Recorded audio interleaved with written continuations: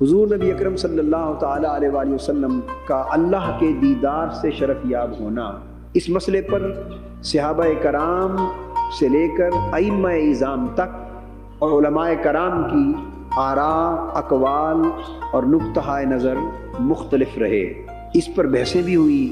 بعضوں نے حضور نبی اکرم صلی اللہ علیہ وآلہ وسلم کی نسبت یہ کہا کہ انہوں نے اللہ جل مجدہ کو نہیں دیکھا۔ بہت سے صحابہ نے اور تابعین نے اور ائمہ کرام نے یہ مذہب اختیار کیا اور یہ فرمایا کہ حضور نبی اکرم صلی اللہ علیہ وآلہ وسلم نے بلا شک و شبہ اللہ پاک کو دیکھا، اور وہ قول بعض صحابہ کا جس میں تھا کہ اللہ کو نہیں دیکھا، اس کا مفہوم انہوں نے یہ لیا کہ اس سے مراد یہ ہے کہ اس دنیا میں نہیں دیکھا۔ اس میں نفی شب معراج کے مشاہدے کی نہیں ہے، بلکہ ایک عمومی قول ہے کہ اس دنیا میں جو آنکھیں ہیں وہ اللہ پاک کے دیدار کی سکت نہیں رکھتی۔ لا تدرکہ الابصار وہو یدرک الابصار، تو نہیں دیکھا سے مراد انہوں نے لیا کہ اس دنیا میں ان آنکھوں سے نہیں دیکھا، اور جو اس بات کیا کہ اللہ پاک کو دیکھا اس سے مراد لیا کہ شب معراج جب ثم دنا فتدلی فکان قاب قوسین او ادنی کی منزلوں پر حضور علیہ الصلوۃ والسلام کو سرفراز کر دیا گیا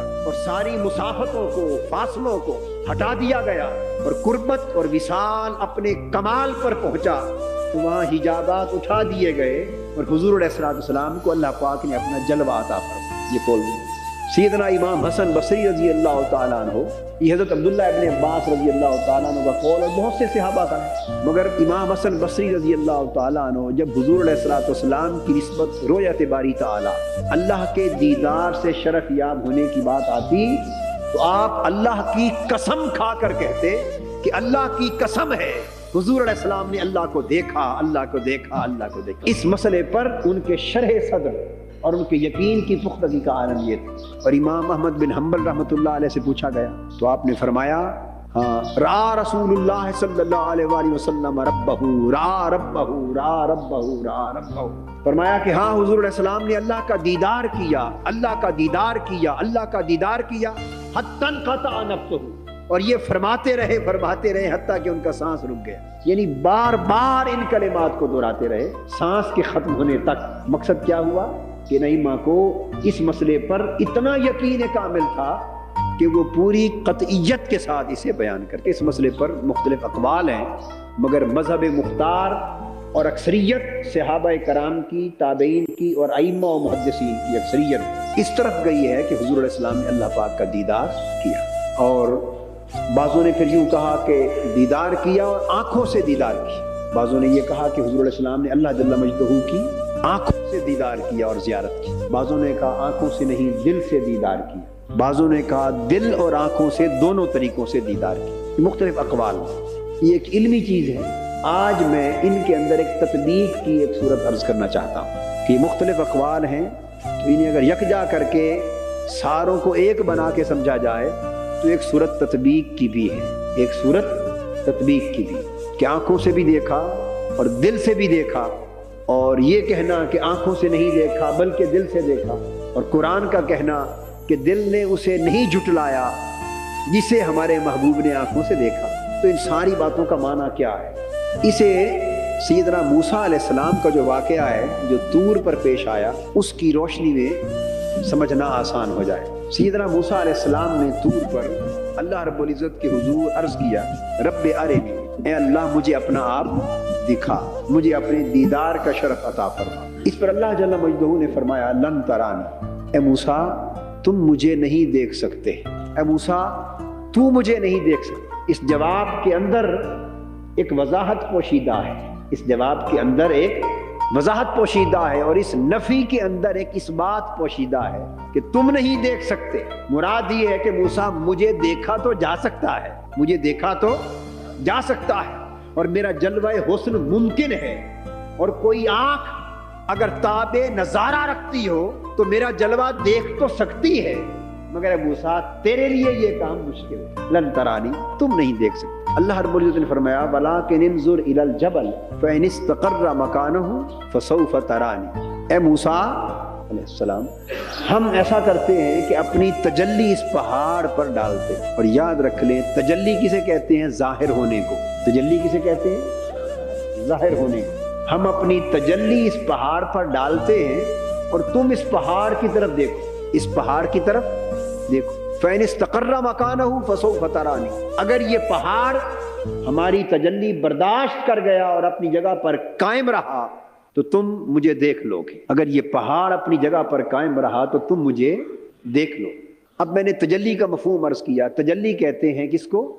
ظاہر ہونے کو اور ظاہر کرنے کو، اپنے جلوہ حسن کو ظاہر کرنا، یہ تجلی ہے۔ یہ فرمایا کہ ہم فلما تجلی ربہ للجبل جعلہ دکا وخر موسیٰ صاعقا، پس جب اللہ رب العزت نے اس پہاڑ پہ اپنی تجلی ڈالی، وہ تجلی کیا تھی؟ اس پہاڑ پر اپنے جلوہ ذات کا اور اپنے جلوہ نور کا جب اس پہاڑ پر ظہور فرمایا، تو تجلی کا مطلب ہے ظہور فرمایا، اس پر ظاہر ہوا۔ یہ نقطہ قابل توجہ ہے۔ وہ یہ خیال جو لوگ کرتے ہیں کہ اللہ رب العزت کا دیدار ہی ناممکن ہے، تو دیدار کسے کہتے ہیں؟ دیدار کہتے ہیں کہ آنکھ پر کسی کا جلوہ ظاہر ہو جائے، آنکھ پر کسی کا جلوہ ظاہر ہو جائے، بس یہی دیدار ہے۔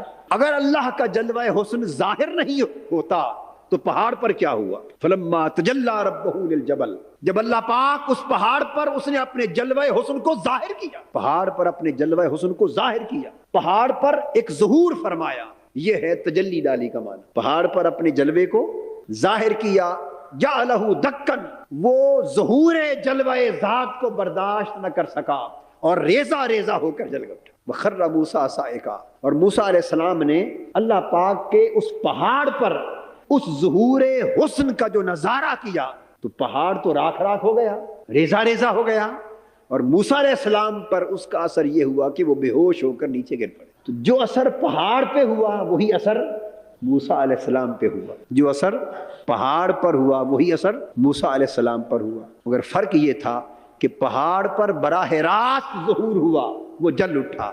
موسیٰ علیہ السلام نے انعکاسی ظہور کا اثر لیا، سو وہ بے ہوش ہو گئے۔ اب اس واقعے کو آپ اچھی طرح ذہن میں رکھیں۔ اس کے ساتھ اس آیت کریمہ کی تفسیر کرنا چاہتا ہوں جس نے فرمایا ما کذب الفؤاد ما رأى، آنکھوں نے جو کچھ دیکھا دل نے اس کی تصدیق کی، دل نے اسے جھٹلایا نہیں۔ اب اس مقام کی جو تشریح ہے وہ اس واقعہ سے کرنا ہے، تطبیق ہو جائے گی۔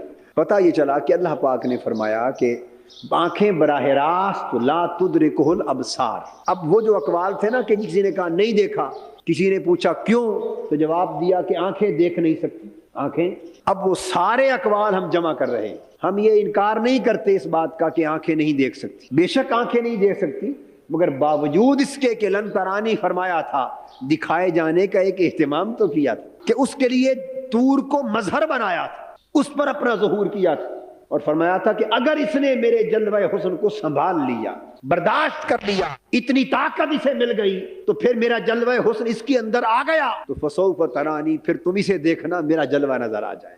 تو یہ مظہریت کے طریق پر موسیٰ علیہ السلام کو اپنا دیدار کرانے کی سبیل تھی۔ اب اللہ رب العزت نے فرمایا محبوب ثم دنا فتدلی فکان قاب قوسین او ادنا، آگے لے گئے، مقام قاب قوسین پر لے گئے، پھر مقام او ادنا پہ فائز کیا۔ جب وہاں فائز کیا تو اللہ رب العزت نے حضور علیہ السلام نے دیدار چاہا۔ آنکھیں تو اس پیکر بشریت کی تھی نا، اور دل حضور علیہ السلام کا عرش الہی سے بھی بلند و بالا تھا، دل کا مقام بہت بلند تھا۔ اس مقام پر اللہ پاک نے چاہا کہ محبوب صلی اللہ علیہ وسلم کو اپنے دیدار سے نوازا جائے، تو وہاں تو اہتمام یوں کیا تھا کہ طور کو مظہر بنایا تھا اور اس پر اپنا جلوہ کیا اور اس اپنا آپ ظاہر کیا، اس پر دکھایا، اور باہر کھڑے ہوئے حضرت موسیٰ علیہ السلام سے فرمایا کہ موسیٰ اسے دیکھو، یہاں سارا کچھ اندر ہی اندر کر دیا، یہاں سارا کچھ اندر ہی اندر کر دیا۔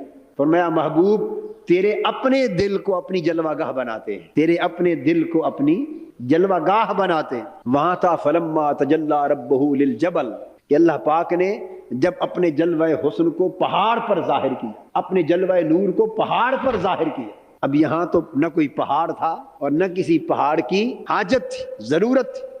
یہاں فرمایا محبوب تیرے اپنے دل کو اپنی جلوہ گاہ بنا